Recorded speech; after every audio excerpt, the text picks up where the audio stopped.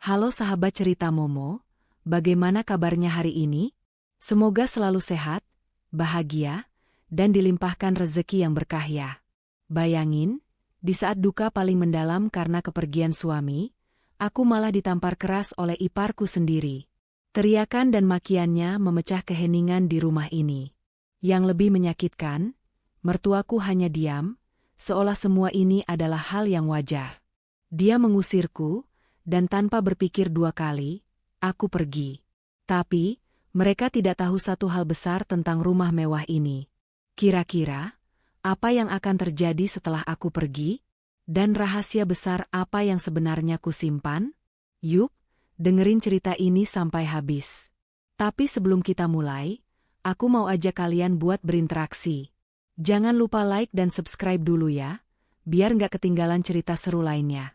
Dan buat kalian yang udah hadir, komen di bawah dengan format, nama, asal kota, hadir. Selamat mendengarkan cerita berjudul, Ipar Menamparku dan Berteriak, Keluar dan Jangan Pernah Kembali ke Rumah Ini. Mertuaku hanya diam seakan itu hal biasa. Aku putuskan untuk pergi. Udara di rumah mewah ini terasa sesak, dipenuhi aroma dupa dan bunga melati yang perlahan layu. Seminggu sudah berlalu sejak hari suamiku, Rama, dikebumikan. Seminggu pula aku hidup dalam kabut duka yang tebal. Setiap sudut rumah ini menyimpan kenangan tentangnya. Kursi di ruang baca tempat ia biasa membaca buku, cangkir kopi favoritnya yang masih terletak di nakas, bahkan aroma sabunnya yang samar masih bisa kucium dari bantal di sisiku. Hatiku terasa hancur berkeping-keping. Selama ini, aku selalu merasa Rama adalah pelindungku. Ia adalah satu-satunya jembatan antara aku dan keluarganya yang sejak awal pernikahan terlihat kurang menyukaiku.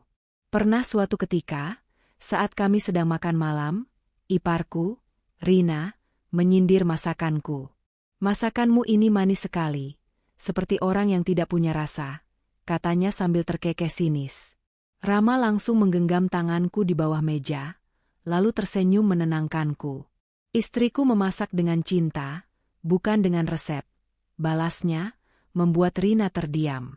Momen-momen kecil seperti itulah yang membuatku merasa aman, merasa ada yang melindungiku. Namun kini, pelindung itu sudah tidak ada. Dan ketiadaannya seolah membuka pintu bagi Rina untuk menunjukkan sisi aslinya tanpa ragu. Sejak hari pemakaman, Rina selalu menunjukkan ekspresi tidak suka padaku. Ia jarang bicara denganku, dan jikapun bicara, hanya untuk memberikan sindiran-sindiran pedas. "Enak ya, jadi istri almarhum, hidupnya sudah nyaman, tinggal menikmati warisan," bisiknya saat kami berpapasan di lorong. Aku hanya bisa menelan ludah, mencoba mengabaikannya. Aku terlalu lelah untuk berdebat. Siang itu, aku sedang duduk di ruang keluarga, memandangi bingkai foto pernikahan kami.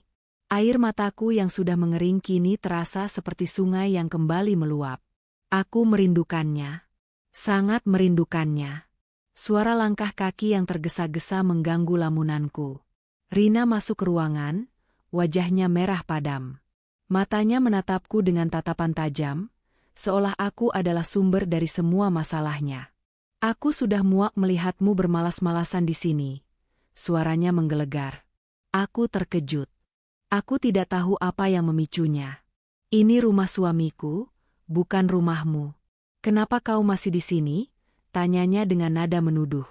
Aku mencoba bangkit dari sofa, tapi ia sudah berdiri di depanku, menghalangi jalanku. "Ini juga rumahku, Rina," jawabku pelan, "aku istri Rama." Rina tertawa sinis, tawa yang penuh kebencian. "Istri? Kau pikir kau siapa? Kau tidak punya hak atas rumah ini. Kau hanya numpang." Aku terdiam, jantungku berdegup kencang. Kata-katanya menyakitkan, menusuk hingga ke ulu hati. Aku mencoba meraih tanganku untuk menenangkannya. "Rina, tolong jangan begini, kita sedang berduka." Seketika, tawa Rina berhenti. Wajahnya yang semula penuh amarah berubah menjadi ekspresi yang lebih kejam. "Duka? Justru kau yang membuat keluarga kami berduka. Kau mengambil semua perhatian Rama dari kami, dan sekarang kau ingin mengambil semuanya. Tanpa menunggu jawabanku, tangan kanannya terangkat. Tangannya terayun cepat, dan sebelum aku sempat menghindar, sebuah tamparan keras mendarat di pipi kiriku. Seketika, seluruh dunia terasa berhenti. Bunyi tamparan itu bergema di ruangan yang hening. Pipiku terasa panas dan perih. Rasanya seperti ada petir yang menyambar, bukan hanya di wajahku, tapi juga di seluruh tubuhku. Aku memegangi pipiku yang memerah, mataku memanas. Aku tidak percaya ini terjadi. Di hadapan mertuaku yang baru saja masuk ruangan, Rina menamparku. Mertuaku, yang selama ini kukira menyayangiku, hanya membuang muka. Ia menatap ke arah jendela, seolah ia tidak melihat atau mendengar apapun. Hatinya seperti batu, tanpa ada ekspresi simpati sedikitpun. Ekspresi itu seolah membenarkan perlakuan Rina padaku. Ini bukan lagi tentang kemarahan sesaat, tapi kebencian yang sudah lama terpendam, dan mertuaku tahu itu. Ia tidak peduli. Kekuatan tamparan itu tidak seberapa jika dibandingkan dengan rasa sakit hati yang kurasakan. Tamparan itu terasa seperti sebuah pernyataan tak terucapkan dari seluruh keluarga ini, kau bukan bagian dari kami. Rina kembali berteriak. Suaranya melengking tinggi, keluar dan jangan pernah kembali ke rumah ini. Kami tidak membutuhkanmu. Aku merasakan air mata hangat membasahi pipiku, bercampur dengan rasa perih dari tamparan itu. Aku menatap mertuaku, berharap ia akan membela. Berharap ia akan mengatakan, Rina, jangan seperti itu. Namun, ia tetap diam. Tatapan matanya kosong, tanpa emosi, seolah apa yang kualami adalah hal yang biasa. Aku mundur selangkah, lalu 2 langkah. Hancur, sakit, dan kecewa. Mengapa aku harus bertahan di tempat di mana aku tidak diinginkan? Aku sudah kehilangan suamiku, dan sekarang, aku kehilangan keluarga yang seharusnya menjadi tempatku bersandar. Tidak ada lagi harapan. Aku berbalik, melangkah menuju kamar. Rina masih berteriak di belakangku, tapi suaranya terasa samar di telingaku. Aku memasuki kamar, menutup pintu dengan pelan, lalu menguncinya. Aku bersandar di pintu, merosot ke lantai, memeluk lututku sendiri, dan menangis sejadi-jadinya. Tangisan ini adalah luapan dari semua kekecewaan, dari semua rasa sakit yang terpendam, dari semua trauma yang tiba-tiba muncul ke permukaan. Setelah beberapa menit, aku merasa ada kekuatan baru. Kekuatan yang muncul dari dasar jurang keputusasaan. Aku menyeka air mataku dan bangkit. Tidak ada gunanya menangisi mereka. Mereka tidak peduli. Aku tidak akan memohon. Tidak akan lagi. Aku akan pergi. Keputusanku sudah bulat. Dengan langkah mantap, aku mulai mengemasi barang-barangku. Aku mengambil beberapa koper dan memasukkan semua baju, buku, dan perhiasan milikku. Aku menyadari, hanya barang-barang inilah yang benar-benar menjadi milikku. Tidak ada lagi yang lain. Aku tidak akan membawa satupun barang yang diberikan oleh keluarga ini. Malam itu, aku menyusuri lorong rumah yang sepi. Aku menatap bingkai foto yang terpajang di dinding, membiarkan kenangan itu berputar di kepalaku untuk terakhir kalinya. Aku sampai di pintu utama. Aku membuka pintu, melangkah keluar, lalu menoleh ke belakang untuk memandang rumah itu sekali lagi. Di luar, udara terasa dingin, tapi hatiku jauh lebih dingin. Aku menghela napas panjang, mengunci pintu dengan kunci yang selama ini kupegang, lalu menaruhnya di atas pot bunga. Sebuah isyarat, aku tidak akan kembali. Aku berjalan menuju taksi yang sudah kupesan, tanpa menoleh lagi. Rumah mewah itu, yang dulu adalah surgaku bersama Rama, kini terasa asing dan dingin. Aku meninggalkan semua penderitaan di sana, dan memulai lembaran baru. Di apartemen kecil ini, hidupku terasa begitu sunyi. Kontras sekali dengan kemewahan rumah Rama yang dipenuhi kenangan, tawa, dan tangis. Selama seminggu terakhir, aku menyewa sebuah apartemen di pinggiran kota yang jauh dari hingar-bingar. Jauh dari Rina, jauh dari mertuaku, jauh dari semua orang yang telah menyakitiku. Di sini, tidak ada lagi jeritan atau sindiran.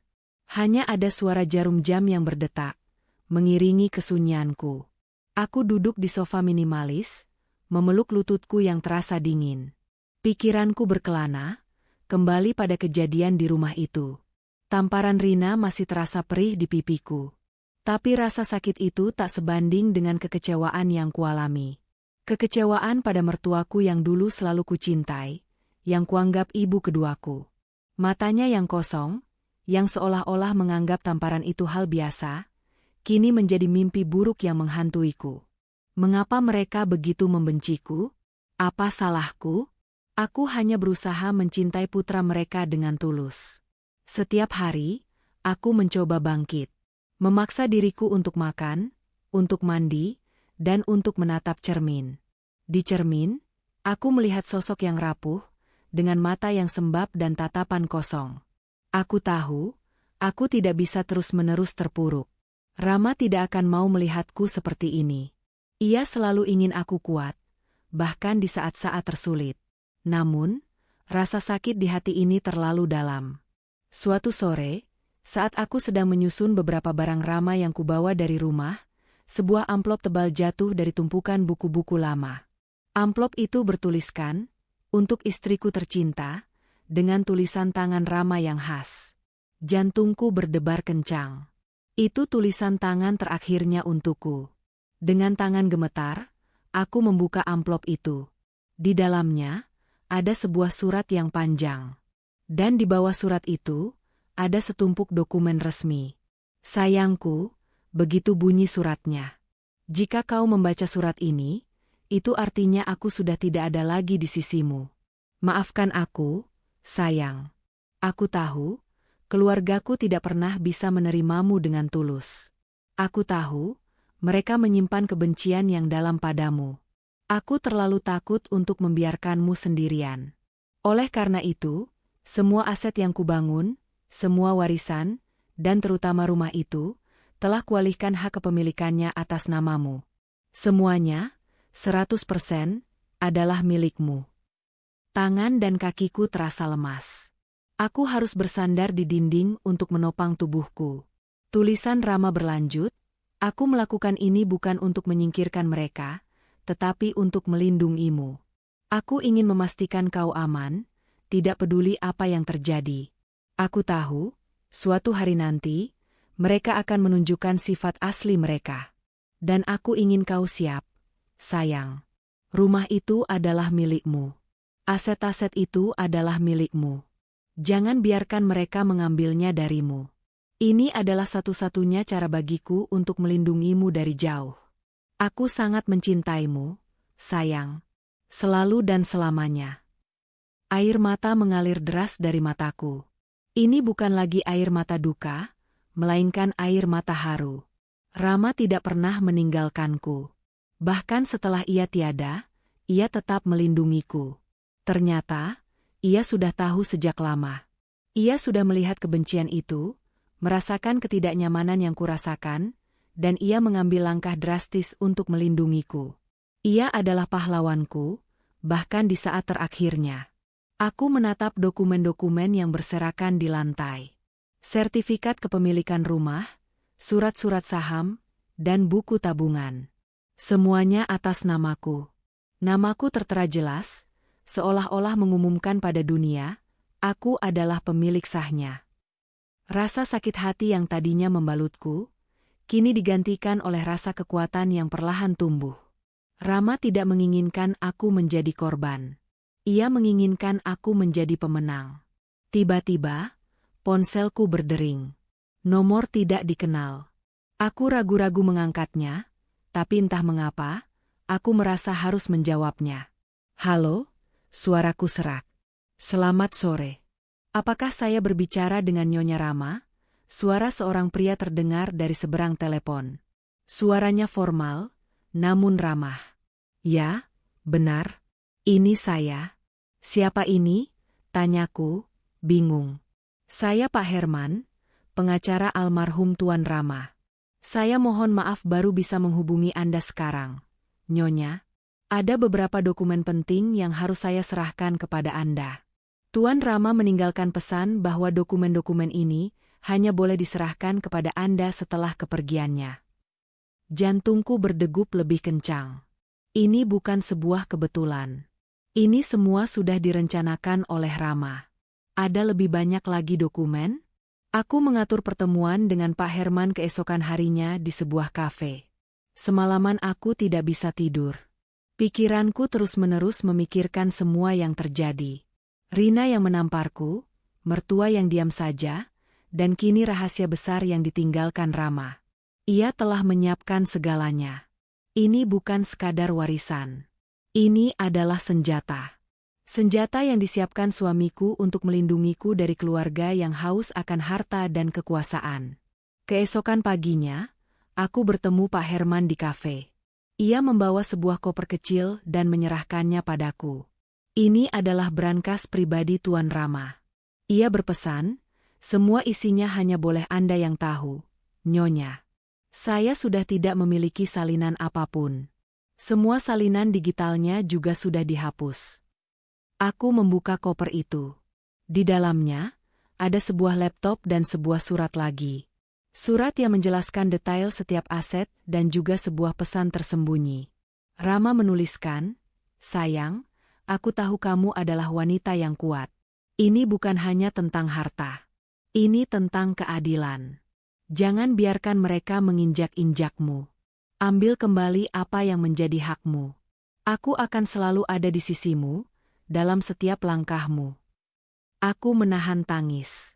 Rama memang selalu mengerti aku, lebih dari siapapun. Ia tahu aku membutuhkan ini. Bukan hanya uangnya, tetapi kekuatan untuk bangkit. "Nyonya," kata Pak Herman, suaranya pelan. "Ada satu hal lagi. Tuan Rama sudah menandatangani perjanjian jual-beli dengan sebuah perusahaan properti. Perjanjian itu berlaku setelah dia tiada. Perusahaan itu akan membeli rumah Anda, Nyonya, dan seluruh aset yang ada di dalamnya. Mereka akan mengosongkan rumah itu dalam waktu dekat, sesuai dengan perjanjian yang telah ditandatangani. Saya rasa Anda sudah tahu kenapa, ya, Nyonya?" Aku terdiam. Pikiranku langsung kembali pada hari di mana aku diusir. Betapa ironisnya. Mereka mengusirku dari rumahku sendiri, tanpa tahu bahwa aku memiliki hak penuh atas rumah itu, dan bahwa rumah itu akan segera dijual. Rama sudah memikirkan semuanya, bahkan langkah terakhirnya. Ia tidak hanya melindungiku, tetapi juga memastikan keluarganya tidak akan pernah bisa mengambil apapun dariku. Aku menatap Pak Herman. "Tolong jangan beritahu siapapun, Pak. Biarkan ini menjadi rahasia di antara kita. Biarkan mereka terkejut." Pak Herman tersenyum, mengangguk setuju. "Tentu saja, Nyonya. Semua ini adalah amanat dari Tuan Rama. Saya hanya menjalankan tugas saya." Aku pulang ke apartemen dengan kepala yang dipenuhi rencana. Kekuatan baru ini terasa aneh. Dulu, aku tidak pernah peduli dengan harta Rama. Aku mencintainya bukan karena uangnya. Tapi sekarang, harta ini menjadi alat. Alat untuk menunjukkan pada mereka bahwa aku tidak bisa diinjak-injak. Aku membuka laptop dari brankas Rama. Di dalamnya, ada file-file penting, termasuk salinan digital dari semua surat-surat warisan yang sah. Ada pula rekaman video Rama. Aku memutar video itu. Wajahnya tersenyum, suaranya terdengar lembut, tapi matanya terlihat sedih. "Sayang," katanya. "Aku tahu aku tidak punya banyak waktu. Aku tahu keluargaku akan mencoba menguasai semuanya setelah aku pergi. Tapi aku tidak akan membiarkan mereka menyakitimu. Rumah itu, mobil, perhiasan, semuanya. Semuanya akan jadi milikmu. Aku melakukan ini bukan karena aku tidak mencintai mereka, tetapi karena aku sangat mencintaimu. Aku ingin kau bahagia, dan aku ingin kau aman. Jangan takut. Tunjukkan pada mereka bahwa kamu adalah wanita yang kuat." Air mataku kembali menetes. Kali ini, air mata kebanggaan. Aku bangga pada suamiku. Ia adalah pria terbaik. Dan aku akan membalas semua kebaikan yang ia berikan padaku, dengan memastikan tidak ada satupun orang yang bisa menyakitiku lagi. Aku akan melakukan apa yang ia minta. Aku tidak akan menjadi korban. Aku akan bangkit. Dan mereka akan menyesal. Sinar matahari pagi menembus jendela apartemen, namun kali ini sinarnya terasa berbeda. Bukan lagi sinar yang menyakitkan, melainkan sinar yang memberikan energi. Di atas meja, laptop Rama tergeletak terbuka. Di layarnya, terlihat foto profil Rama yang sedang tersenyum. Senyum itu seolah memberiku kekuatan, mengingatkanku bahwa aku tidak sendirian. Keputusan yang diambilnya sebelum ia pergi adalah sebuah bukti cinta yang tak terhingga, dan aku tidak akan menyia-nyiakannya. Aku mengambil ponselku, mencari kontak Pak Herman, pengacara Rama. Tanganku sedikit gemetar saat mengetik pesannya. Pak, saya sudah siap. Apa yang harus saya lakukan? Tak lama, balasan datang. Nyonya, saya sudah menunggu Anda. Tuan Rama meninggalkan pesan khusus untuk Anda. Beliau meminta agar Anda menghubungi perusahaan properti bernama Properti Megah dengan membawa dokumen-dokumen yang saya serahkan. Mereka sudah diberitahu tentang rencana ini. Saya akan bantu mengatur pertemuan. Jantungku berdebar kencang. Nama perusahaan itu asing bagiku, tapi aku percaya penuh pada Rama. Ia pasti sudah memikirkan semuanya dengan matang. Aku membalas pesannya, mengucapkan terima kasih, dan langsung mencari kontak Properti Megah. Dengan keberanian yang baru kutemukan, aku menghubungi nomor yang tertera. Selamat pagi, Properti Megah. Ada yang bisa saya bantu? Suara seorang wanita ramah terdengar. Selamat pagi. Saya Nyonya Rama, istri dari almarhum Tuan Rama. Saya menelepon terkait perjanjian jual beli properti, jawabku, mencoba terdengar setenang mungkin. Ah, Nyonya Rama. Kami sudah menantikan telepon Anda. Kami sudah menerima semua dokumen dari pengacara Anda. Tim kami akan segera meninjau ulang dan mengabarkan Anda mengenai jadwal pengosongan rumah. Mohon menunggu kabar dari kami ya, Nyonya, jawabnya. Hatiku terasa campur aduk. Di satu sisi, ada rasa lega. Di sisi lain, ada perasaan tidak percaya. Semua ini begitu cepat dan teratur. Rama memang seorang jenius. Ia sudah merencanakan semua ini jauh-jauh hari. Aku mematikan telepon, duduk terdiam di sofa, membiarkan semua informasi ini meresap ke dalam pikiranku. Sementara itu, di rumah mewah yang dulu kutinggali, suasana berbeda sedang terjadi. Rina dan mertuaku terlihat sedang merayakan. Botol-botol sampanye mahal dibuka, tawa riang memenuhi ruangan. Mereka tidak lagi diselimuti duka, melainkan kebahagiaan semu yang dibangun di atas penderitaanku. Akhirnya, dasar wanita tidak tahu diri.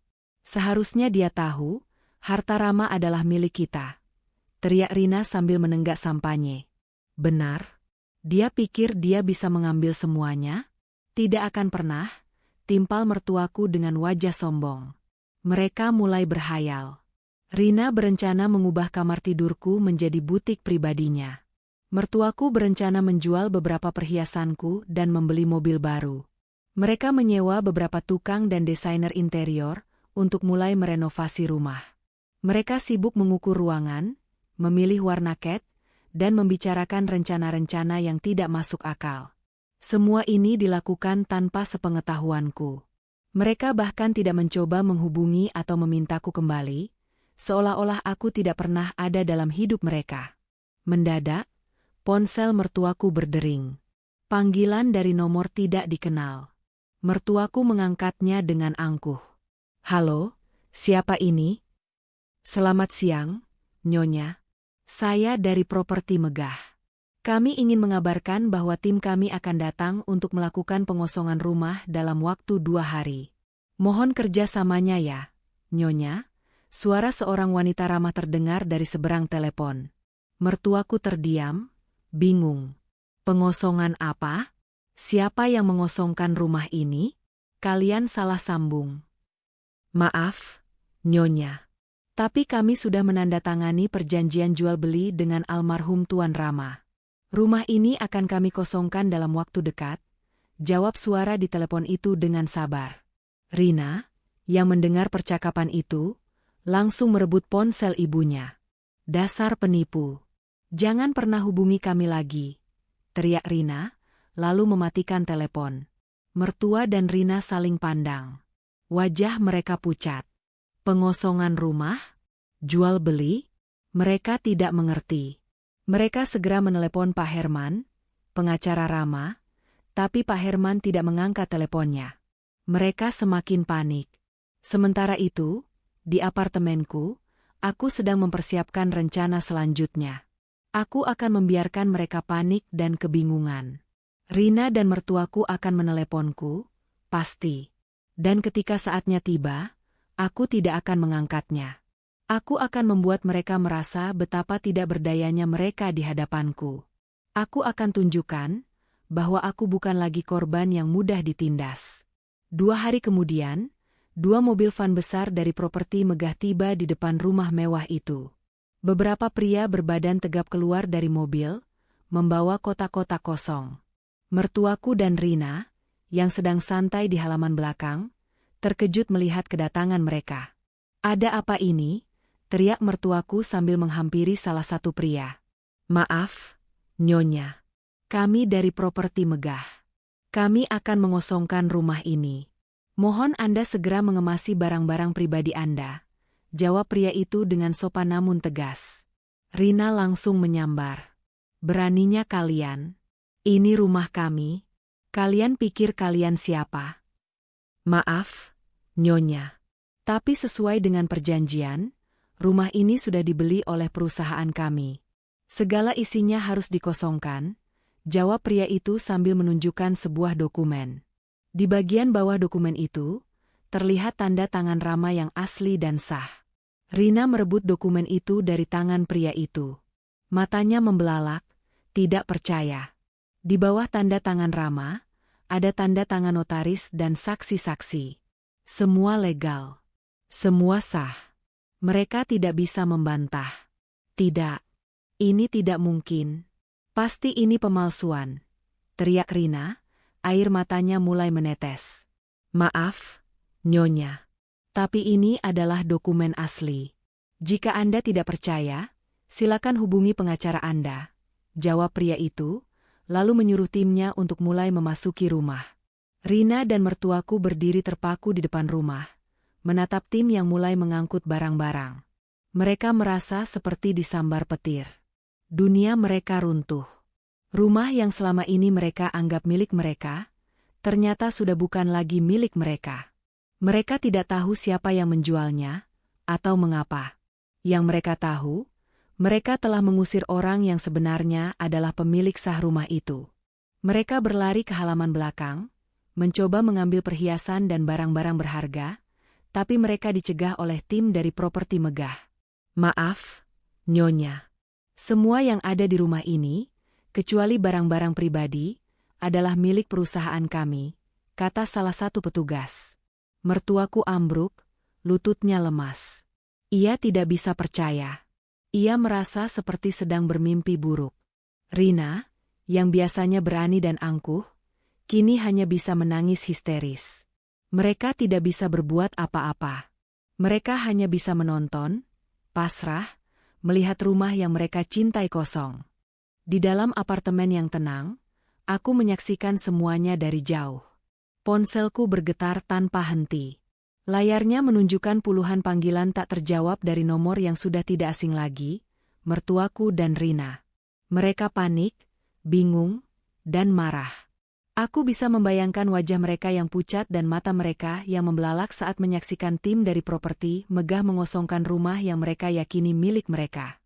Rasa sakit dari tamparan Rina dan tatapan kosong mertuaku di hari itu, perlahan digantikan oleh senyuman kecil di bibirku. Ini bukan senyum kebahagiaan, melainkan senyum kepuasan karena keadilan mulai terwujud. Aku membiarkan ponselku terus bergetar. Aku tahu mereka akan terus mencoba sampai aku menjawabnya. Mereka mengira aku bisa membantu, mengira aku memiliki jawaban. Padahal, akulah jawaban itu sendiri. Aku bangkit dari sofa, mengambil segelas air, dan menenangkan diriku. Ini adalah momen yang paling kutunggu-tunggu. Momen di mana aku bisa mengendalikan situasi, bukan lagi menjadi korban yang tak berdaya. Aku akan membuat mereka merasa apa yang kurasakan. Tepat saat ponselku bergetar untuk yang ke-25 kalinya dari nomor mertuaku, aku memutuskan untuk menjawabnya.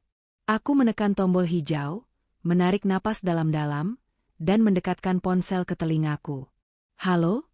Suaraku terdengar tenang dan datar, tidak ada jejak emosi. Di seberang sana, suara mertuaku langsung meledak. Kamu di mana? Kenapa kamu tidak mengangkat telepon kami? Apa yang terjadi dengan rumah ini? Siapa mereka? Kenapa mereka mengosongkan rumah kami? Aku tersenyum tipis. Rumah kalian? Ibu salah, Bu. Rumah itu bukan lagi milik ibu atau Rina.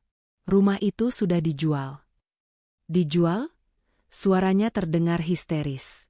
Siapa yang menjualnya? Kamu? Kamu menjualnya? Dasar wanita tidak tahu diri. Aku mendengarkan amarahnya tanpa memotong. Ada rasa puas yang aneh saat mendengar suaranya yang penuh kepanikan. Saya tidak menjualnya, Bu. Rama yang menjualnya. Hening. Mertuaku terdiam, tidak percaya dengan apa yang didengarnya. Rama, tidak mungkin. Kamu membohongi kami. Rama tidak akan pernah melakukan itu. Kamu pasti memalsukan dokumen-dokumen itu, teriaknya. Bu, dokumen itu sah. Ada tanda tangan Rama, notaris, dan saksi-saksi. Bukti-bukti yang ada di rumah itu juga sudah menjadi milik properti megah. Saya rasa, Ibu sudah lihat sendiri, kan? Mereka tidak akan mengosongkan rumah kalau dokumen itu palsu. Kataku, suaraku masih setenang air. Mertuaku mulai menangis di seberang telepon. Tapi mengapa Rama melakukan ini? Rumah itu adalah satu-satunya warisan kami dari dia. Bagaimana bisa dia menjualnya tanpa memberitahu kami? Mungkin, karena dia tahu apa yang akan terjadi setelah dia pergi. Bu, jawabku dingin. Aku tidak peduli jika kata-kataku menyakitinya. Ia pantas merasakannya. Dia sudah menduga kalau kalian akan mengusirku dari rumahku sendiri. Suara tangisan mertuaku semakin keras. Ia memanggil-manggil nama Rama, meminta pertolongan. Rama, kenapa kamu tega? Kenapa kamu melakukan ini pada ibu dan Rina? Dia melakukan ini untuk melindungiku. Bu, jawabku, suaraku tegas dan jelas. Dia tahu saya tidak akan aman di sana. Tiba-tiba, suara Rina terdengar. Ia merebut telepon dari ibunya. Dasar wanita licik. Kamu pasti merayu Rama sampai dia menandatangani semua ini. Kamu sengaja mengusir kami dari rumah kami sendiri, kan? Rina, kataku, sebelum kamu menuduh, coba ingat-ingat. Siapa yang menamparku? Siapa yang berteriak? Keluar dan jangan pernah kembali ke rumah ini. Aku hanya menuruti perintahmu, Rina. Aku keluar. Dan aku tidak akan kembali. Tapi ini rumah kami. Ini rumah Rama. Teriak Rina, suaranya parau. Bukan lagi, jawabku. Sejak seminggu yang lalu, rumah itu sudah sah menjadi milik properti megah. Aku bisa mendengar Rina menarik napas, mencoba menenangkan diri. Lalu, ia mengeluarkan pertanyaan yang penuh kebencian. Baik, ambil saja rumah itu. Kami masih punya aset-aset yang lain. Perhiasan, mobil, saham.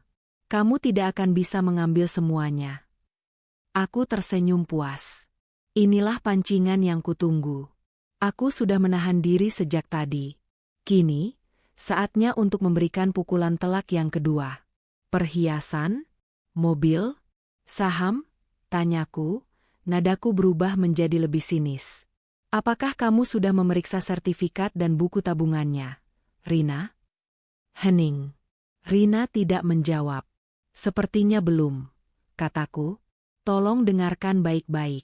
Setelah Rama meninggal, semua aset mewah dan rumah itu sudah sah menjadi hak milikku. Perhiasan, mobil-mobilnya, semua saham perusahaan, dan seluruh tabungan di bank. Semuanya, 100%, sudah atas namaku. Sejak seminggu yang lalu, Rama sudah mengalihkannya kepadaku. Tidak, tidak mungkin, teriak Rina histeris. Kamu pasti bohong. Rama tidak akan pernah melakukan itu. Hubungi pengacara kami, Pak Herman.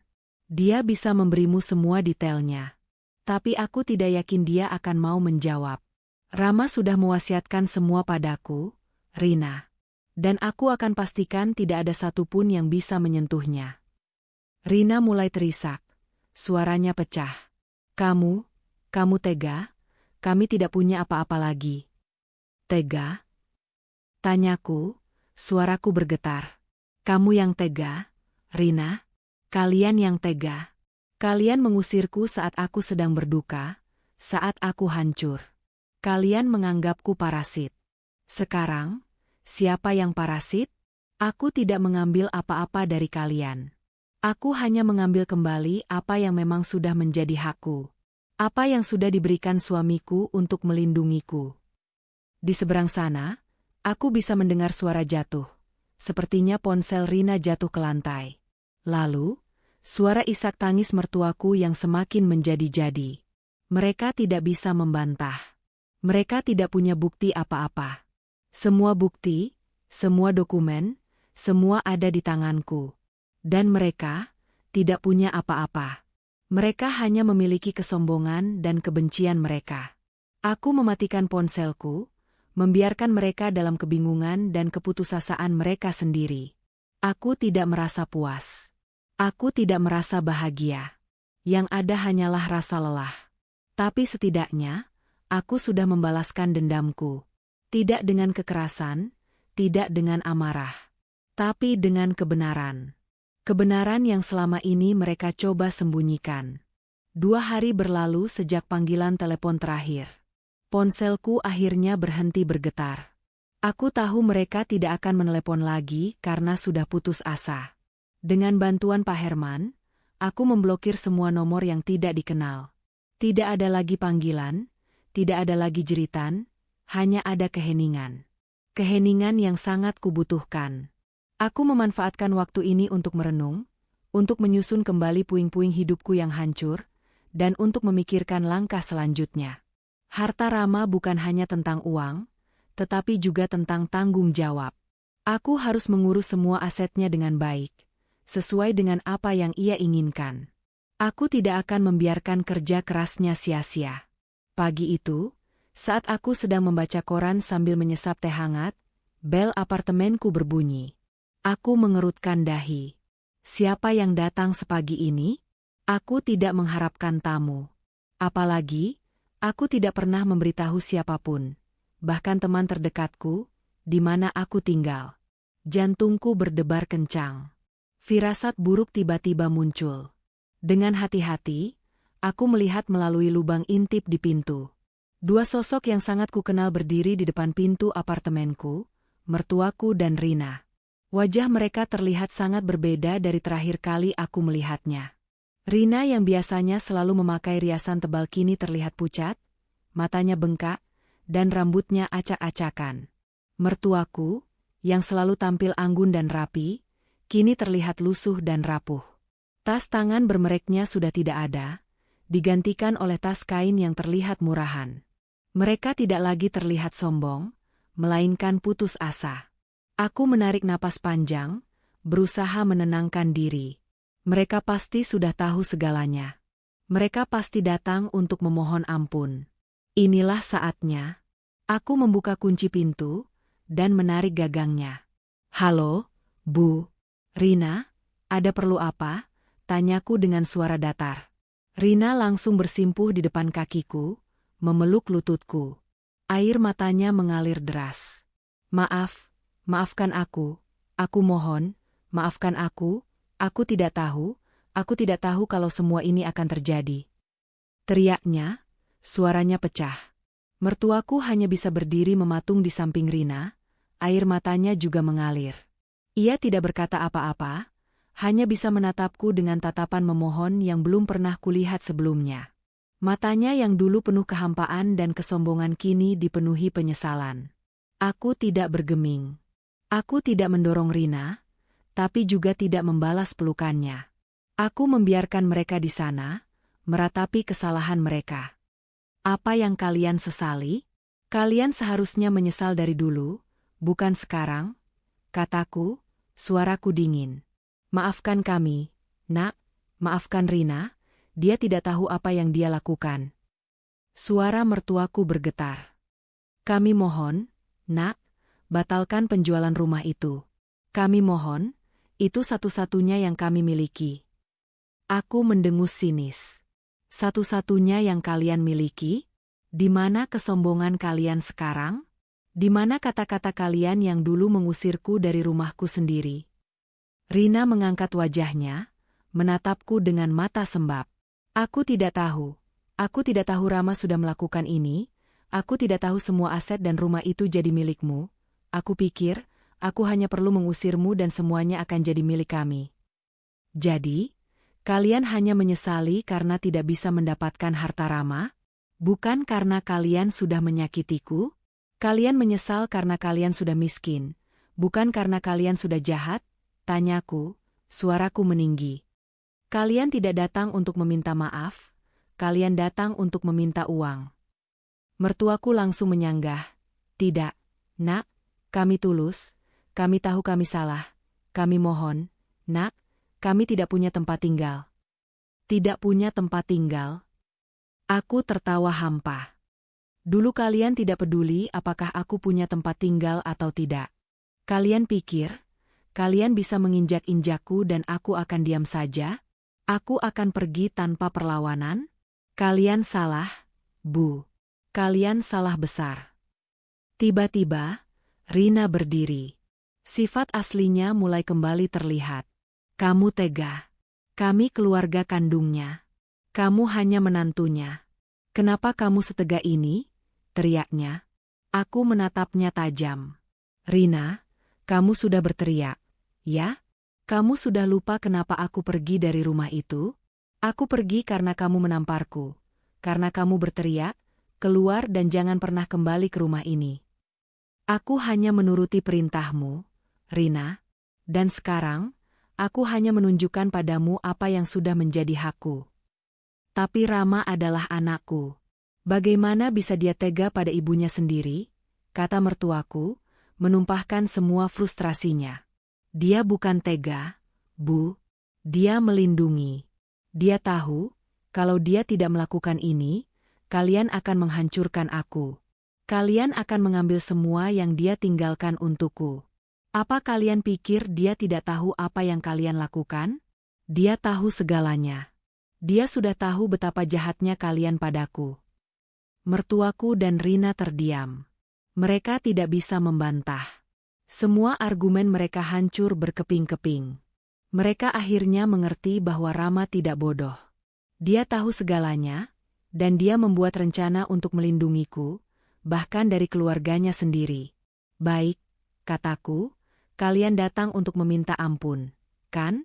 Kalian ingin aku membatalkan penjualan rumah itu dan mengembalikan aset-aset itu, kan? Baik, aku akan memberimu satu kesempatan. Satu syarat. Jika kalian bisa memenuhinya, mungkin, hanya mungkin, aku akan mempertimbangkannya. Mereka berdua langsung menatapku dengan penuh harapan. Apa syaratnya? Nak, kami akan lakukan apapun, kata mertuaku. Aku menatap mereka satu persatu, senyuman sinis kembali muncul di bibirku. Syaratnya sederhana. Pertama, kalian berdua harus minta maaf padaku. Bukan di sini, bukan di hadapan orang lain. Tapi di makam Rama.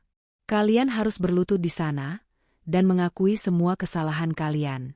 Mengakui bahwa kalian telah mengusirku, bahwa kalian telah menamparku, dan bahwa kalian telah menyakitiku saat aku sedang berduka. Kalian harus meminta maaf padanya, karena kalian telah berkhianat pada kepercayaannya. Rina langsung berteriak. Tidak, itu terlalu berlebihan. Itu belum semuanya, kataku, memotongnya. Kedua, kalian harus hidup mandiri. Aku akan memberikan kalian uang sewa apartemen kecil selama 1 tahun. Tapi setelah itu, kalian harus mencari pekerjaan. Rina, Kamu yang dulu selalu bermewah-mewah, harus bekerja. Kamu harus tahu rasanya bekerja dari nol. Kalian harus merasakan apa rasanya menjadi orang biasa, tanpa uang, tanpa kekuasaan. Mertuaku dan Rina saling pandang, wajah mereka pucat. Mereka tidak pernah bekerja seumur hidup mereka. Mereka terbiasa hidup mewah, dilayani, dan hanya bisa foya-foya. Syaratku ini jauh lebih menyakitkan daripada kehilangan uang. Syarat ini mengharuskan mereka kehilangan martabat mereka. Dan terakhir, kataku, kalian harus meminta maaf padaku di hadapan semua teman-teman sosialita kalian. Kalian harus mengaku bahwa kalian telah jahat padaku, dan bahwa kalian telah mendapatkan balasan setimpal. Kalian harus menanggung semua rasa malu itu. Jika kalian tidak bisa, maka kalian tidak akan mendapatkan apa-apa. Rumah itu akan tetap dijual. Dan kalian akan tetap hidup miskin. Pilihan ada di tangan kalian. Mereka terdiam, tidak bisa berkata-kata. Pilihan yang kuberikan sangat sulit. Mereka bisa mendapatkan kembali semua aset mereka, tapi dengan harga yang sangat mahal, harga diri mereka. Mereka harus meninggalkan kehidupan mewah mereka, dan mereka harus menanggung rasa malu yang tak terhingga. Mereka akhirnya mengerti bahwa ini bukan tentang uang. Ini tentang keadilan. Ini tentang balas dendam yang elegan dan menyakitkan. Mereka menatapku dengan tatapan kosong, penuh penyesalan. Aku tahu, mereka tidak akan bisa memenuhinya. Dan aku sudah siap dengan konsekuensinya. Setelah pertemuan dramatis di depan pintu apartemenku, keheningan kembali menyelimuti hidupku. Kali ini, keheningan itu bukan lagi sunyi yang menyakitkan, melainkan damai. Pilihan yang kuberikan kepada Rina dan ibu mertuaku memang berat, dan aku tahu mereka tidak akan mampu memenuhinya. Syarat itu bukan tentang uang, melainkan tentang harga diri dan pengakuan, sesuatu yang paling mereka takuti untuk hilang. Aku tidak berharap mereka kembali, dan aku tidak akan menantikannya. Babak dalam hidupku bersama mereka sudah selesai. Dengan beban yang terangkat, aku mulai fokus pada diriku sendiri. Apartemenku yang kecil terasa seperti tempat perlindungan.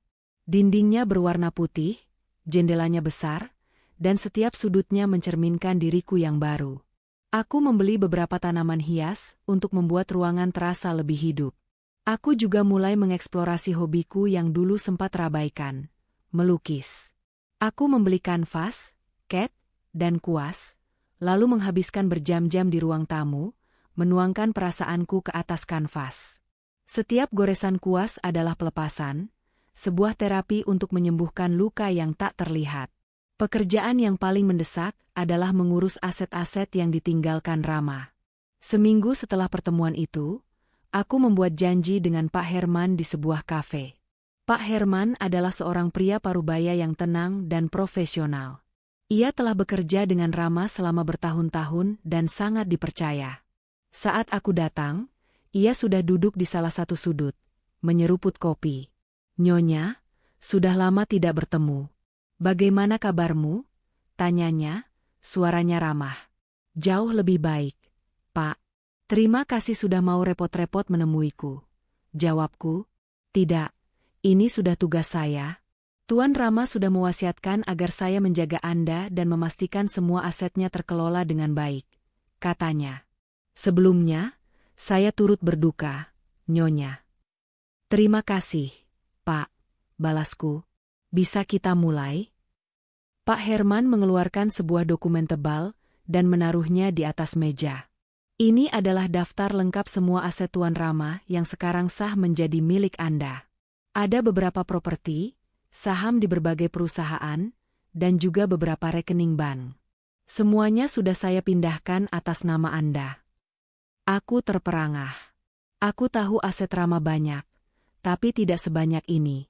Mataku membelalak saat melihat daftar saham di perusahaan-perusahaan besar, baik di dalam maupun luar negeri. Ada juga beberapa properti mewah selain rumah yang sudah dijual. Rama tidak hanya mewariskan kekayaan, tetapi juga sebuah kerajaan bisnis. Tuan Rama sudah merencanakan ini jauh sebelum beliau sakit. Jelas Pak Herman, seolah bisa membaca pikiranku. Beliau pernah bilang, Jika terjadi apa-apa padaku, aku ingin memastikan istriku aman. Keluargaku tidak akan bisa mengambil apapun darinya. Aku menelan ludah, air mataku menetes. Rama, ia sudah memikirkan semuanya. Ia tidak hanya melindungiku dari keluarganya yang serakah, tetapi ia juga memberiku masa depan yang aman dan mapan. Aku merasa bodoh karena meragukan cintanya selama ini. Pak, saya tidak tahu apa-apa tentang bisnis. Bagaimana saya bisa mengurus semua ini? Tanyaku jujur. Jangan khawatir, Nyonya. Tuan Rama sudah memprediksi ini. Beliau sudah menyiapkan tim manajemen yang sangat kompeten. Tim ini sudah lama bekerja untuk beliau. Mereka akan mengurus semuanya untuk Anda. Tugas Anda hanya menandatangani dokumen dan sesekali menghadiri rapat. Jelas Pak Herman. Tuan Rama tidak ingin Anda terlalu memikirkan hal ini. Beliau ingin Anda bahagia. Aku menghela napas lega. Rama benar-benar memikirkanku sampai sedalam ini. Setelah pertemuan itu, aku mulai bertemu dengan tim manajemen yang disebut Pak Herman. Mereka adalah sekelompok orang profesional yang sangat ahli di bidangnya masing-masing. Mereka mengajari aku tentang investasi, saham, dan manajemen bisnis dengan bahasa yang mudah dimengerti. Aku mulai menghadiri rapat dan membaca laporan keuangan. Aku tidak hanya mengurus aset Rama, tetapi juga belajar dari pengalamannya. Aku mulai menemukan identitas baruku sebagai seorang pengusaha wanita. Di sisi lain, kehidupan Rina dan mertuaku benar-benar berbalik. Setelah insiden pengosongan rumah, mereka terpaksa pindah ke sebuah apartemen kecil di pinggir kota. Apartemen itu kumuh, kotor, dan sangat jauh dari gaya hidup mewah yang biasa mereka jalani. Mereka tidak memiliki mobil, dan terpaksa menggunakan transportasi umum yang penuh sesak. Mereka juga tidak memiliki uang. Semua rekening bank mereka sudah kosong. Rina mencoba mencari pekerjaan, tapi tidak ada yang mau menerimanya. Latar belakangnya tidak mendukung. Ia hanya seorang sosialita yang terbiasa hidup foya-foya. Mertuaku, yang sudah tua, juga tidak bisa melakukan apa-apa. Mereka berdua harus menjual perhiasan dan barang-barang bermerek mereka untuk makan. Namun, itu tidak bertahan lama. Semua teman sosialita mereka menjauhi mereka. Mereka sudah tahu segalanya. Cerita tentang rumah mewah yang dijual dan aset-aset yang raib sudah menyebar di kalangan mereka. Rina dan mertuaku menjadi bahan gosip. Mereka diejek, dicemooh, dan dikucilkan. Suatu malam, Rina menemukan sebuah kertas kecil di tas ibunya.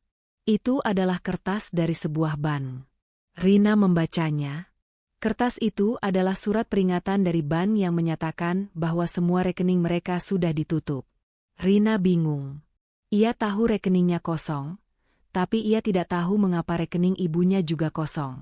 Rina segera menyadari bahwa semua tabungan milik ibunya juga sudah dikosongkan. Mereka berdua tidak memiliki apa-apa lagi. Rina panik. Ia berteriak dan menangis. Ibu, bagaimana bisa? Kenapa rekening ibu juga kosong? Mertuaku, yang sedang duduk di sofa, terlihat pasrah. Rama sudah mengosongkan semuanya, dia sudah melakukannya. Rina, dia tidak meninggalkan apa-apa untuk kita. Rina ambruk. Air matanya mengalir deras. Ia tidak percaya. Rama, anak yang ia kenal sebagai sosok yang baik dan lembut, ternyata memiliki sisi yang berbeda. Sisi yang tegas dan kejam. Ia tidak hanya mengosongkan rekeningnya, tetapi juga rekening ibunya. Ia tidak meninggalkan apa-apa. Ia tidak memberikan apa-apa. Ia hanya mengambil. Di sisi lain, aku melanjutkan hidupku. Aku tidak hanya mengurus bisnis Rama, tetapi juga mulai berinvestasi pada bisnis-bisnis yang baru.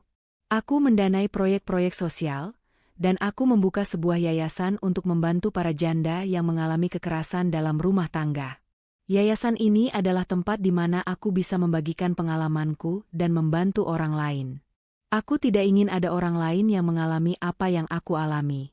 Seminggu kemudian, aku mendatangi rumah lama kami. Rumah itu sudah kosong, tidak ada barang-barang di dalamnya. Hanya ada dinding-dinding yang dingin dan kenangan yang menyakitkan. Aku berdiri di depan pintu, melihat ke dalam, dan menghela napas. Aku teringat pada hari itu, hari di mana Rina menamparku. Hari di mana ibu mertuaku hanya diam. Hari di mana aku diusir dari rumahku sendiri. Aku tidak merasakan dendam. Yang ada hanyalah rasa iba. Iba pada mereka yang kehilangan segalanya karena keserakahan.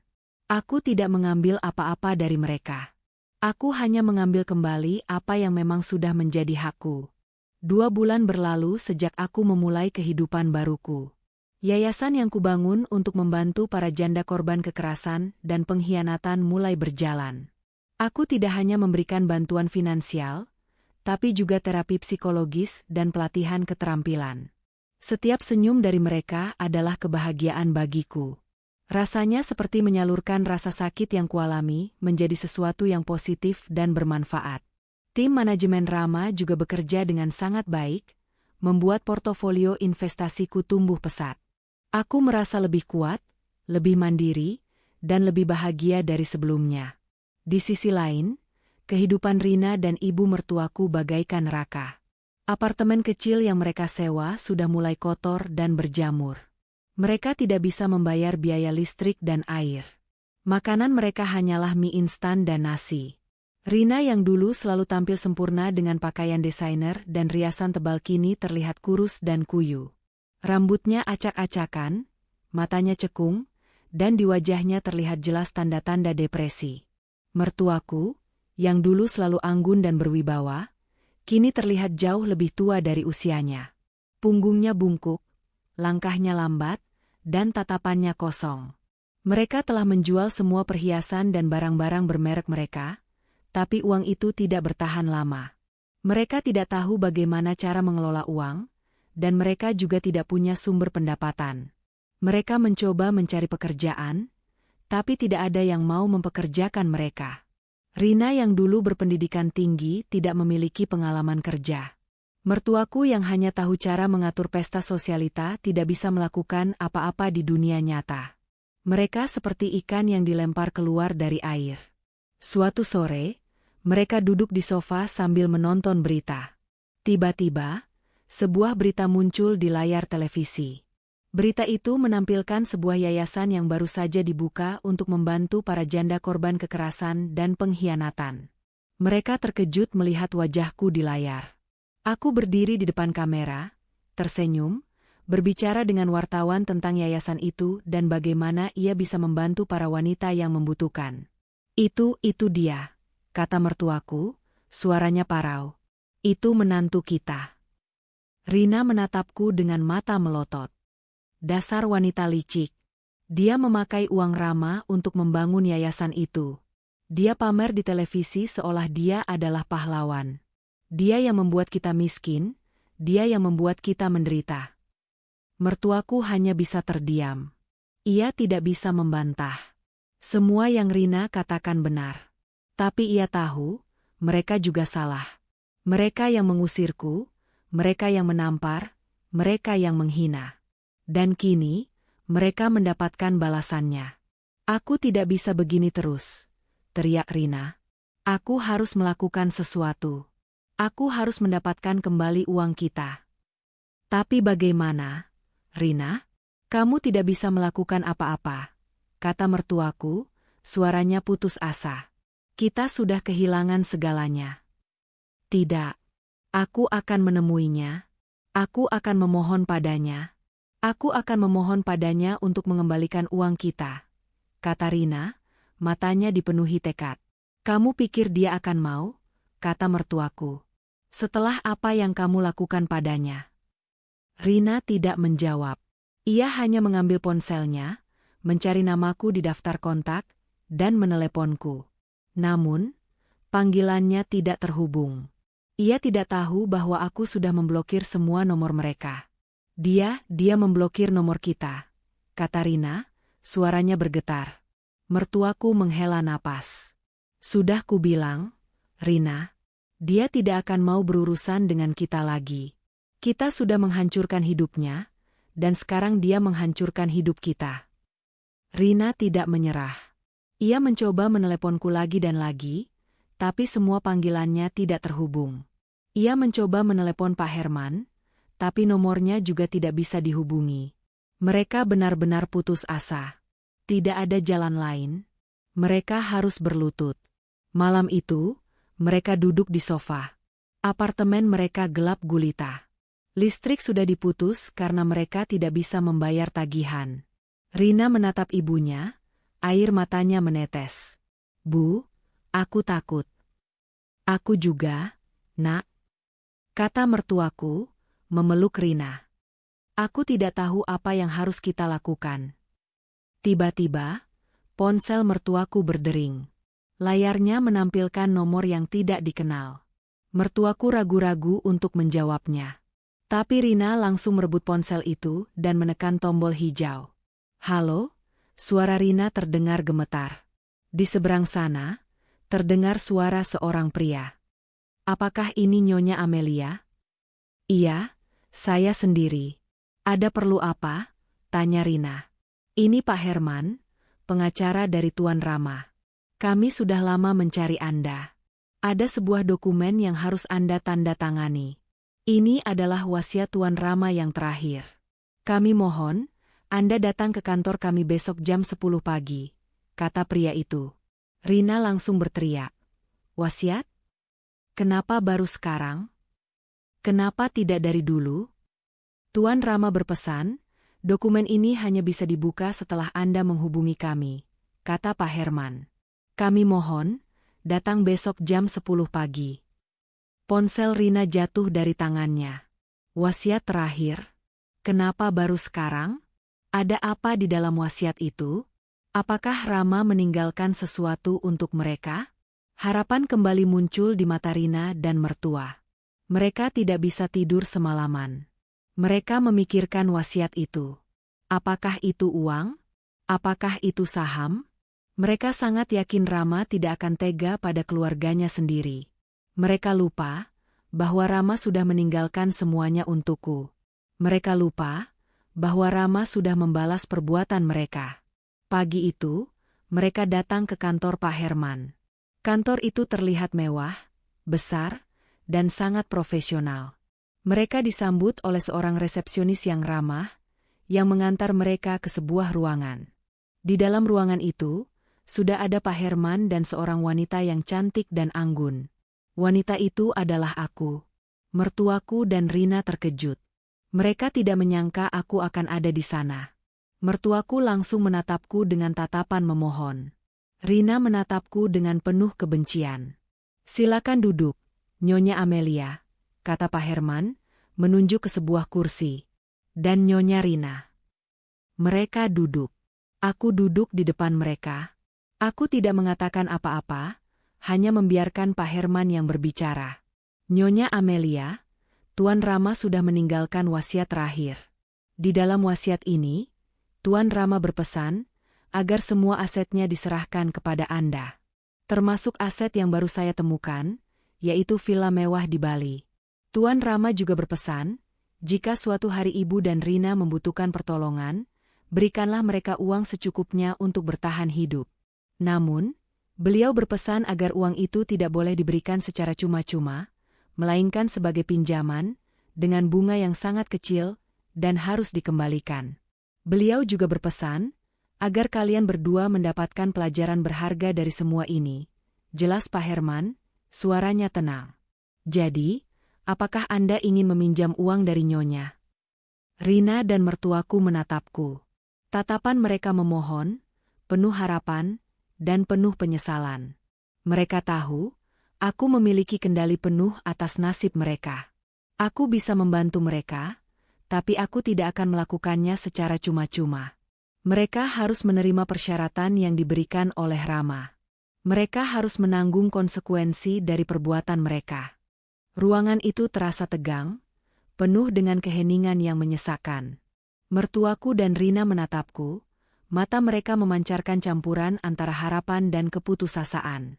Pak Herman telah menjelaskan segalanya, dan sekarang bola berada di tanganku. Mereka tahu, nasib mereka bergantung pada keputusanku. Aku menatap balik, tanpa emosi. Aku tidak ingin terlihat sombong, tetapi aku juga tidak ingin terlihat lemah. Ini adalah pertarungan terakhir kami. Jadi, apakah Anda akan menerima pinjaman ini? Tanyaku dengan suara yang tenang. Rina langsung berteriak, "Tidak, aku tidak akan menerima pinjaman darimu. Itu menghinaku." Mertuaku menatap Rina dengan tatapan tajam. "Rina, diam. Kamu pikir kita bisa memilih?" "Ibu, kita tidak bisa meminjam uang dari dia. Bagaimana kita bisa mengembalikannya? Kita tidak punya apa-apa lagi," teriak Rina, air matanya menetes. Aku menghela napas. "Rina, ini bukan tentang aku. Ini adalah pesan dari Rama. Dia tidak ingin kalian kehilangan segalanya, tapi dia juga tidak ingin kalian kembali ke kebiasaan lama. Dia ingin kalian belajar. Dia ingin kalian tahu bagaimana rasanya berjuang dari nol. Ini adalah pinjaman, bukan sedekah. Kalian harus bekerja keras untuk mengembalikannya." Mertuaku menunduk.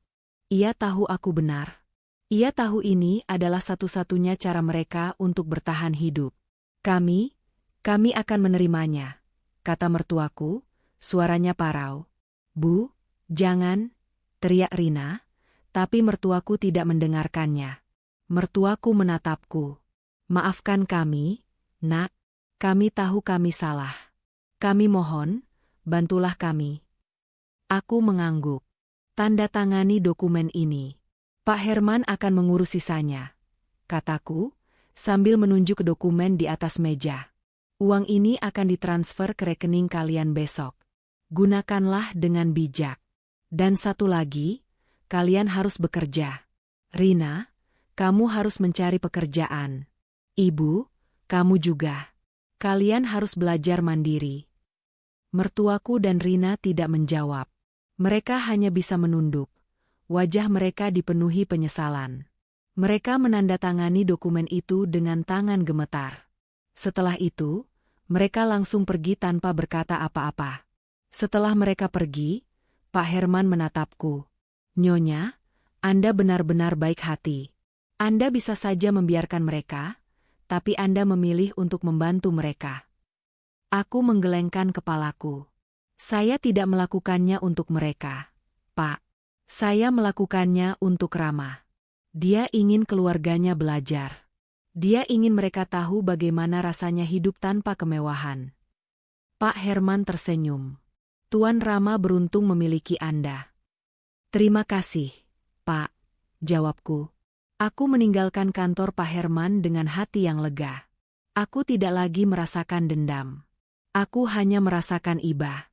Iba pada mereka yang kehilangan segalanya karena keserakahan.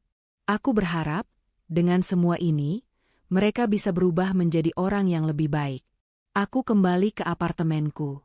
Aku membiarkan diriku tenggelam dalam kesibukan. Aku mengurus yayasan, mengelola aset Rama, dan melukis. Hidupku terasa lengkap. Aku tidak membutuhkan siapapun. Aku hanya membutuhkan diriku sendiri. Sore itu, saat aku sedang melukis, ponselku berdering. Nomor yang tidak dikenal. Aku ragu-ragu untuk mengangkatnya, tapi firasat mengatakan padaku untuk mengangkatnya. "Halo?" tanyaku. "Halo, Nyonya? Ini Budi. Saya adalah manajer investasi dari Bank Sentral Raya. Saya menelepon Anda karena ada sesuatu yang harus Anda ketahui." Jantungku berdebar kencang. "Ada apa, Pak?" "Tuan Rama, dia sudah membuka rekening tabungan atas nama Anda di bank kami. Tapi, ada sebuah surat wasiat yang berbeda. Surat ini berpesan agar semua aset Rama diserahkan kepada Anda. Tapi, ada sebuah surat wasiat yang berbeda. Surat ini berpesan agar semua aset Rama yang bukan aset perusahaan dan hanya berupa aset pribadi, diberikan kepada Ibu dan Rina. Namun, aset ini hanya bisa diserahkan setelah mereka memohon maaf kepada Anda." Aku terkejut. "Apa? Jadi, wasiat yang Pak Herman berikan, itu tidak sepenuhnya benar?" "Benar, Nyonya. Pak Herman tidak tahu tentang wasiat ini. Hanya saya dan Rama yang tahu. Rama berpesan agar wasiat ini diserahkan kepada Anda setelah mereka memohon maaf. Jika mereka tidak memohon maaf, aset itu akan menjadi milik Anda. Dan jika mereka memohon maaf, aset itu akan menjadi milik mereka. Kami baru saja mendapatkan informasi dari Pak Herman bahwa mereka sudah memohon maaf. Jadi, saya harus menyerahkan aset itu kepada mereka. Aku terdiam. Jadi, Rama tidak berbohong. Dia tidak membuat wasiat yang kejam. Dia hanya ingin keluarganya memohon maaf kepadaku. Dia ingin mereka tahu bagaimana rasanya berjuang. Dia ingin mereka belajar. Aku tidak tahu harus berbuat apa.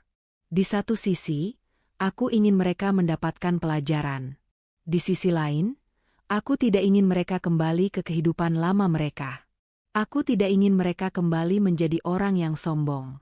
Aku memejamkan mata, memikirkan apa yang harus kulakukan. Aku bisa saja menolak, tapi itu akan menghancurkan mereka. Aku bisa saja menerimanya, tapi itu akan membuat mereka kembali ke kehidupan lama mereka. Aku harus membuat keputusan. Keputusan yang akan mengubah segalanya. Aku menghubungi Pak Herman dan menceritakan semuanya. Pak Herman terkejut. Ia tidak tahu tentang wasiat ini. Ia langsung mendatangiku, membawa semua dokumen yang dibutuhkan. Nyonya, ini adalah keputusan yang sangat berat, kata Pak Herman. Jika Anda menyerahkan aset itu kepada mereka, mereka akan kembali kaya. Mereka akan kembali ke kehidupan lama mereka. Mereka akan kembali menjadi orang yang sombong. Saya tahu, Pak. Tapi, ini adalah pesan dari Rama. Saya tidak bisa melawan wasiatnya. Aku menghela napas. Baik, Pak.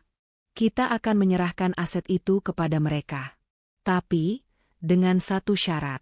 Saya ingin mereka tahu bahwa saya yang mengembalikan aset itu kepada mereka. Saya ingin mereka tahu bahwa saya tidak dendam. Dan saya ingin mereka tahu bahwa saya akan mengawasi mereka. Pak Herman mengangguk. Baik, Nyonya. Saya akan mengurus semuanya. Babak baru dalam hidupku dimulai. Babak yang penuh dengan pengampunan, harapan, dan tantangan. Aku tidak tahu apa yang akan terjadi selanjutnya. Aku hanya tahu, aku sudah siap. Aku tidak lagi takut. Aku tidak lagi lemah. Aku adalah pemilik segalanya. Dan aku akan menggunakannya untuk kebaikan. Setelah aku memberikan wasiat terakhir Rama kepada Pak Herman, ada rasa lega yang aneh di dalam hatiku. Aku tidak tahu bagaimana mereka akan bereaksi, atau apakah mereka akan kembali ke kebiasaan lama mereka. Yang aku tahu, aku sudah melakukan hal yang benar. Aku tidak memilih dendam, tapi pengampunan. Aku tidak tahu apa yang akan terjadi selanjutnya, tapi aku siap menghadapi semuanya. 1 minggu kemudian, aku mendapatkan telepon dari Pak Herman. Nyonya, aset-aset itu sudah ditransfer ke rekening Rina dan ibu Anda, katanya. Dan seperti yang Anda duga, mereka langsung menggunakannya. Mereka membeli mobil baru, perhiasan, dan pakaian-pakaian mahal. Mereka kembali ke kehidupan lama mereka. Aku menghela napas. Saya sudah menduganya, Pak. Tapi saya tetap berharap mereka bisa berubah. Maaf, Nyonya, tapi mereka tidak berubah. Mereka kembali sombong, bahkan lebih sombong dari sebelumnya. Mereka pamer di media sosial, dan mereka mengadakan pesta besar-besaran untuk merayakan kekayaan mereka. Aku hanya bisa terdiam. Aku merasa sedih. Aku berharap mereka bisa mengambil pelajaran dari semua ini. Tapi, sepertinya mereka tidak. Beberapa hari kemudian, aku sedang berada di sebuah kafe. Aku sedang meminum kopi dan membaca buku, saat aku mendengar suara yang familiar. Aku mengangkat kepalaku, dan melihat Rina dan ibunya berjalan ke arahku. Mereka tidak melihatku. Mereka duduk di sebuah meja di dekatku, dan mulai berbicara. Rina, kenapa kamu tidak mengundang teman-teman sosialita kita ke pesta kita? Tanya ibunya. Mereka pasti iri melihat kita kembali kaya. Aku sudah coba, Bu, tapi tidak ada yang mau datang. Mereka bilang, kita tidak layak untuk mereka. Mereka bilang, kita hanya orang miskin yang pura-pura kaya. Jawab Rina, suaranya terdengar sedih. Apa? Bagaimana bisa? Kita kan sudah kaya lagi, teriak ibunya. Mereka tidak peduli, Bu. Mereka bilang, kita adalah orang yang sama. Mereka bilang, kita adalah orang yang licik dan serakah. Mereka tidak mau berurusan dengan kita lagi. Aku terkejut. Jadi, teman-teman sosialita mereka tidak mau berurusan dengan mereka lagi? Mereka benar-benar menganggap Rina dan ibunya sebagai orang yang berbeda? Tapi kita kan sudah kaya lagi. Rina, kenapa mereka tidak mau berurusan dengan kita lagi? Tanya ibunya, suaranya terdengar putus asa. Karena kita sudah kehilangan harga diri kita, Bu. Kita sudah kehilangan segalanya. Kita sudah kehilangan kehormatan kita. Kita tidak bisa mengembalikannya. Kita tidak bisa membeli teman-teman kita dengan uang, jawab Rina, air matanya menetes. Mertuaku hanya bisa terdiam. Ia tahu, Rina benar. Mereka sudah kehilangan segalanya. Mereka sudah kehilangan kehormatan mereka. Mereka tidak bisa mengembalikannya. Aku bangkit dari tempat dudukku dan berjalan ke arah mereka. Mereka melihatku, dan wajah mereka langsung berubah. Mereka terkejut. Kamu? Teriak Rina. Apa yang kamu lakukan di sini? Aku hanya ingin minum kopi. Jawabku, suaraku tenang. Tapi, aku tidak menyangka akan melihat kalian di sini. Jangan pura-pura, kamu pasti mengawasi kami kan? Teriak Rina. Aku menggelengkan kepalaku. Aku tidak punya waktu untuk mengawasi kalian. Aku terlalu sibuk. Sibuk apa? Teriak Rina. Sibuk pamer di televisi? Sibuk jadi pahlawan? Aku sibuk mengurus yayasanku. Jawabku. Aku sibuk membantu orang-orang yang membutuhkan. Aku sibuk membangun hidupku. Rina menatapku. Tatapan kebencian di matanya sudah hilang, digantikan oleh rasa iri. Ia iri melihatku yang bahagia, yang mandiri, yang punya segalanya. Ia iri melihatku yang tidak membutuhkan siapapun. Kamu pasti senangkan melihat kami begini? Tanyanya, suaranya bergetar. Aku tidak senang. Jawabku. Aku sedih. Aku berharap kalian bisa berubah. Aku berharap kalian bisa belajar dari semua ini. Rina dan ibunya menunduk. Mereka tidak bisa berkata apa-apa. Mereka tahu aku benar. Mereka tahu mereka salah. Mereka tahu, mereka sudah kehilangan segalanya. Aku meninggalkan mereka. Aku tidak menoleh ke belakang. Aku tahu, mereka tidak akan pernah berubah. Mereka akan selalu menjadi orang yang sama. Dan aku tidak akan pernah kembali ke kehidupan lama. Aku kembali ke apartemenku. Aku membiarkan diriku tenggelam dalam kesibukan. Aku mengurus yayasan, mengelola aset Rama, dan melukis. Hidupku terasa lengkap. Aku tidak membutuhkan siapapun. Aku hanya membutuhkan diriku sendiri. Di sisi lain, kehidupan Rina dan mertuaku benar-benar hancur. Mereka kembali kaya, tapi mereka tidak punya teman, tidak punya kehormatan, tidak punya apa-apa. Mereka menjadi bahan gosip. Mereka diejek, dicemooh, dan dikucilkan. Suatu malam, Rina menemukan sebuah buku harian di tas ibunya. Buku itu adalah buku harian Rama. Rina membacanya. Di dalam buku itu, Rama menceritakan segalanya. Ia menceritakan bagaimana Rina selalu menghinaku, bagaimana ibunya selalu menindasku, bagaimana mereka berdua mencoba menguasai harta kekayaannya. Ia juga menceritakan bagaimana ia memohon padaku untuk memaafkan mereka, dan bagaimana ia berharap mereka bisa berubah. Rina menangis. Ia tidak percaya. Rama, anak yang ia kenal sebagai sosok yang baik dan lembut, ternyata memiliki sisi yang berbeda. Sisi yang tegas dan kejam. Ia tidak hanya mengosongkan rekeningnya, tetapi juga rekening ibunya. Ia tidak meninggalkan apa-apa. Ia tidak memberikan apa-apa. Ia hanya mengambil. Rina ambruk. Air matanya mengalir deras. Ia tidak percaya. Ia telah menghancurkan hidupku, dan sekarang ia menghancurkan hidupnya sendiri.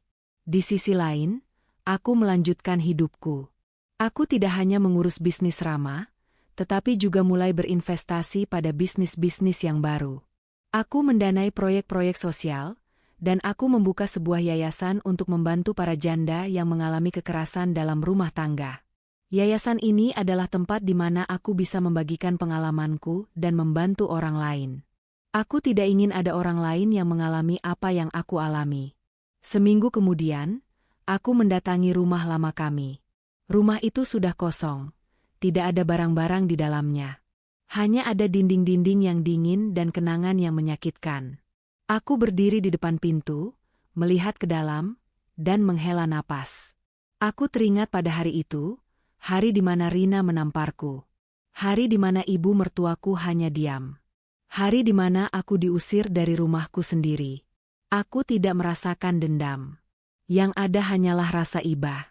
Iba pada mereka yang kehilangan segalanya karena keserakahan. Aku tidak mengambil apa-apa dari mereka.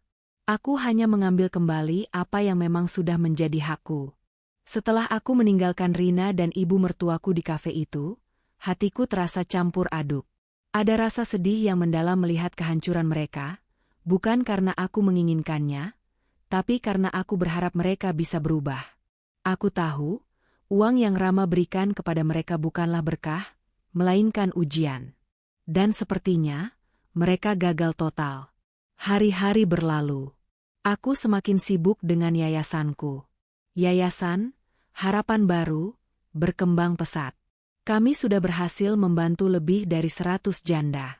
Ada yang berhasil membuka usaha kecil, ada yang kembali ke bangku kuliah, dan ada yang menemukan pasangan baru. Aku merasa bahagia melihat mereka bangkit. Kebahagiaan mereka adalah kebahagiaanku.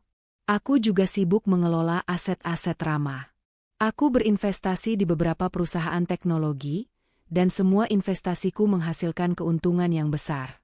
Aku menjadi wanita yang sangat sukses dan mandiri. Aku tidak pernah membayangkan, hidupku akan seperti ini. Satu sore, saat aku sedang mengurus yayasan, ponselku berdering. Nomor yang tidak dikenal. Aku ragu-ragu untuk mengangkatnya, tapi firasat mengatakan padaku untuk mengangkatnya. "Halo?" tanyaku. "Halo, ini ibu mertuamu." Suara ibu mertuaku terdengar gemetar, dipenuhi keputusasaan. "Tolong jangan matikan teleponnya. Tolong dengarkan aku dulu." Aku terdiam. Aku membiarkannya berbicara. "Nak, aku mau minta maaf. Maaf atas semua perbuatanku. Maaf karena aku tidak pernah menganggapmu sebagai anakku sendiri. Maaf karena aku selalu membiarkan Rina menindasmu. Maaf karena aku tidak pernah membelamu. Maaf karena aku hanya diam. Aku menyesal, Nak, aku menyesal." Suara mertuaku terdengar parau. "Bu, kenapa ibu meneleponku?" tanyaku dengan suara tenang. "Ada apa?" "Tolong, Nak, tolong kembalikan rumah kami. Aku mohon." Suara ibu mertuaku bergetar, diiringi isak tangis.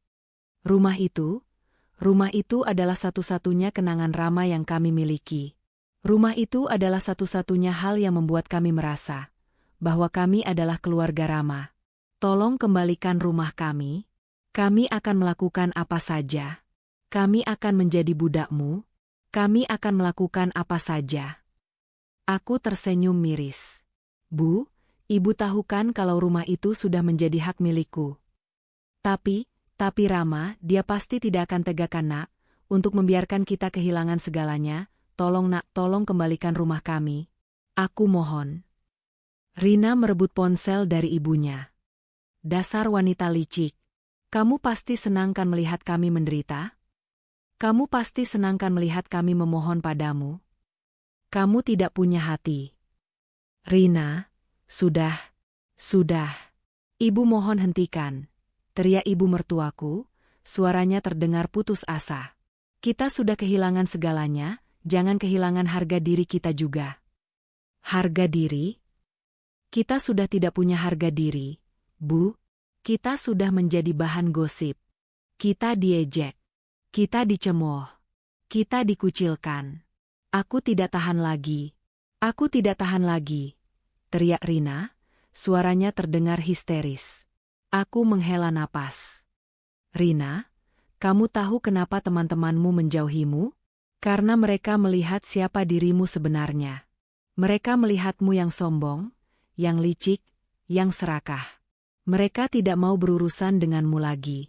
Uang tidak bisa membeli teman, Rina. Uang tidak bisa membeli harga diri.